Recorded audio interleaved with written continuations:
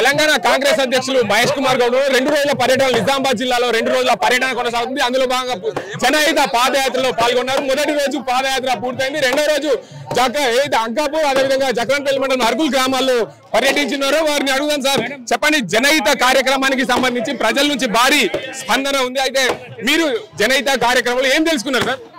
మీరు చూస్తా ఉన్నారు, జనం ఏ రకంగా వచ్చి స్వాగతం పలుకుతా ఉన్నారు.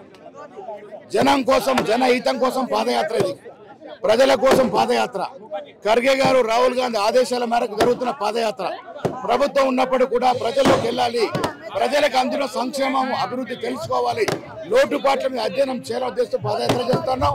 నేను నార్మల్గా ఇవాళ అంకాపూర్లో అశేషమైన జనం స్వాగతం పలుకుతున్న తీరు పట్ల ఈ రాష్ట్ర ప్రజలు రేవంత్ రెడ్డి గారి కాంగ్రెస్ ప్రభుత్వం పట్ల, రాహుల్ గాంధీ గారి పట్ల, మీనాక్షి గారి పట్ల సంతోషంగా ఉన్న అర్థమవుతా ఉంది. బీసీ రిజర్వేషన్ అంశాన్ని ఇప్పటికీ ఆర్డినెన్స్ చేసింది తెలంగాణ గవర్నమెంట్. అది ఎలా మీరు అన్ని పార్టీలను కలిసి ఢిల్లీకి రమ్మని బీసీల విషయంలో కాంగ్రెస్ పార్టీ కమిట్మెంట్ ఉంది. బీజేపీ కిషన్ రెడ్డి లాగా దొంగ ఆట ఆడట్లే. అసెంబ్లీలో ఓటేసిన శాసనసభ్యులు ఇప్పుడు ఎందుకు మొగాలెట్టేస్తా ఉన్నారు? బీజేపీకి బీసీల పట్ల చిత్తశుద్ధి లేదు. బీసీల వ్యతిరేక పార్టీ అది. బీఆర్ఎస్ పార్టీ కూడా బీసీలు అణగదొక్కింది. అందుకే ఇలా కాంగ్రెస్ పార్టీ బీసీల కోసం చేయాల్సిందే చేస్తాం. మాజీ ముఖ్యమంత్రి ఉప ఎన్నికలు వస్తాయని చెప్తున్నారు కేసీఆర్. ఎప్పుడు ఉప ఎన్నికలు వచ్చినా కాంగ్రెస్ పార్టీ గెలుచుకుంటుంది.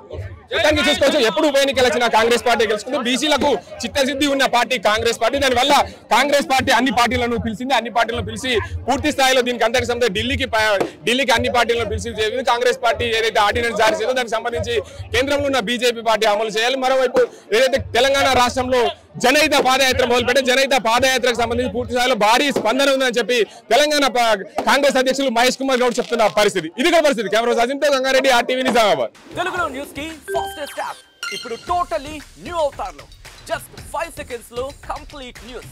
సోషల్ మీడియాలో ట్రెండ్స్ కి one stop solution. Live TV app voice search option తో ఇప్పుడే డౌన్లోడ్ చేయండి లేదా అప్డేట్ అయిపోండి. యాప్ లింక్ డిస్క్రిప్షన్ లో ఉంది.